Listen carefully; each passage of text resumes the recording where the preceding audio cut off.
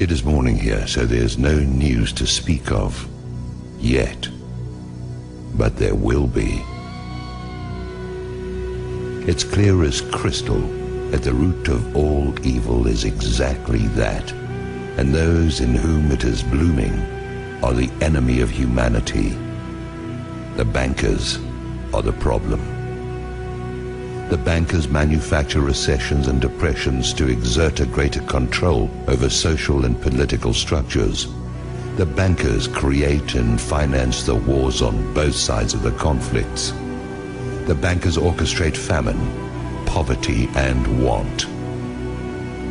The bankers control the policies that control the media and the education system that is operated to maintain ignorance in the public so that they can be shorn like sheep.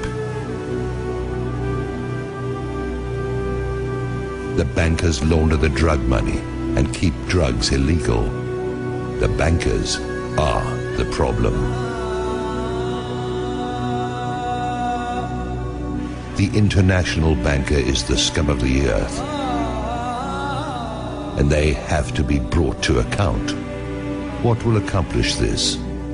There are several possibilities. One of them is a real run on Wall Street, where the public goes into their offices and dispenses frontier justice on their person. The other is some kind of cosmic intrusion of forces that I won't begin to speculate on. And the other is some kind of financial miracle in which they actually wind up broke. But I don't know how something like that would work. The most likely is a combination of the first two, where the second channels through the first. Once the cost of food, lodging, and fuel hits a certain point, the public will be universally galvanized by the force that builds up from the pressure of their asses against the wall. We can be there in a few days.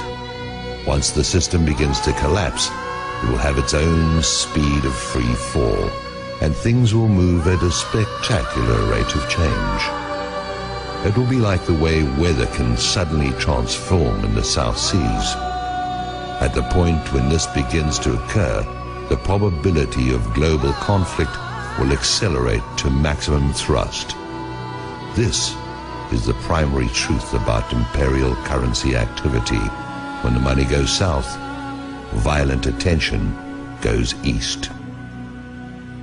Yes, maybe it will all just limp along on crutches while plastered with band-aids, but that goes contrary to the mathematics. You can spread the numbers only so thinly, or you can only press them together so much, and you're going to get holes appearing in the net all over the place, or you're going to get implosion. Do I have any idea what I'm talking about? It is possible that I do not. There's an area where allegorical poetry gains a mystical influx of metaphysical certainty that is no different from the theoretical physics, where theory is just another word for things we don't want to accept as inevitable.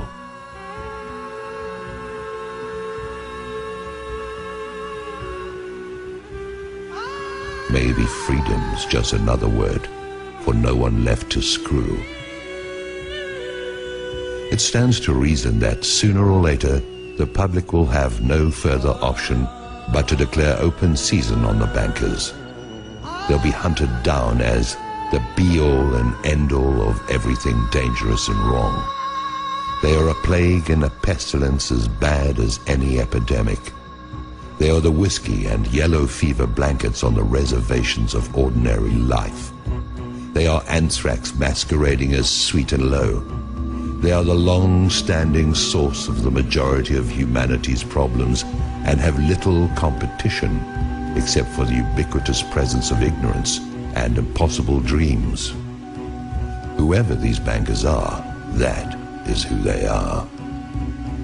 When the shit hits the fan, as it is going to do at any moment, the guilt of the banksters is going to stand out like zits on a beauty queen.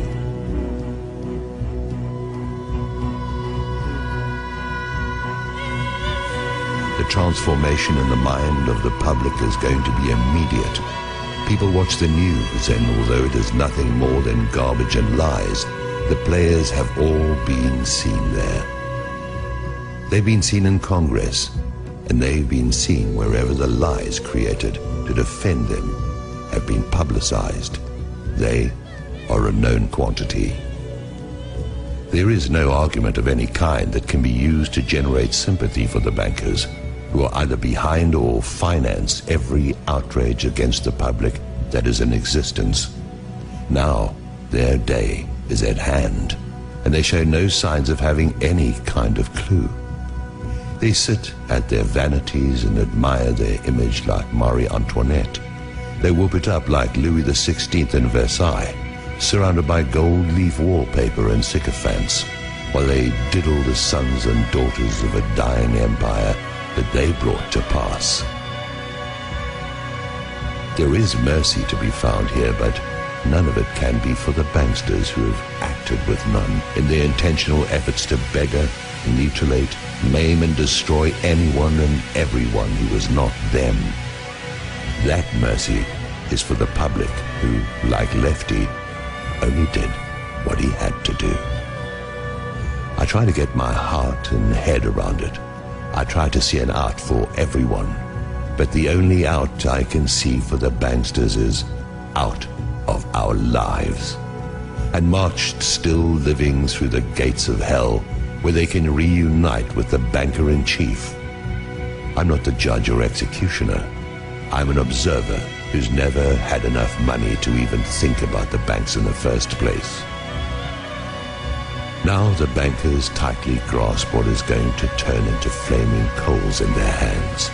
Judgment is going to cry out from the earth they walk upon and have plundered at will. That will is now going to be drained away into fear and apprehension. Their fortress walls are going to fall away. Their protectors are going to turn on them. Their holdings are going to dissolve and spill from their fingers like a handful of sand. I wouldn't want to be a bankster today, or on any other day. The existence of a system has kept them safe. This corrupt system has allowed for some kind of life for those preyed upon until now. Now it has turned upon those whose compliance has been forthcoming for so long. Soon that compliance will be gone, and there are not enough police and armies to quell what is going to rise out of the midst. Maybe I'm wrong about this, but like everything else, we'll see.